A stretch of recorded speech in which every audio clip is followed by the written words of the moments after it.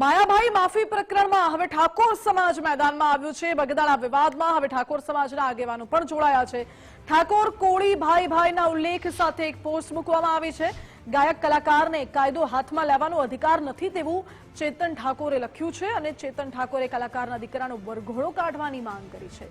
કાયદો સૌ કોઈ માટે સમાન હોવો જોઈએ। કાયદાનું પાલન નામ દમ કે ઓળખ જોઈને કરવું ન જોઈએ। સમાજ સાથે ઊભા છીએ, હંમેશા ન્યાયની બાજુએ રહીશું તેવું પણ આ પોસ્ટમાં ઉલ્લેખ કરવામાં આવ્યો છે ચેતન ઠાકોર દ્વારા।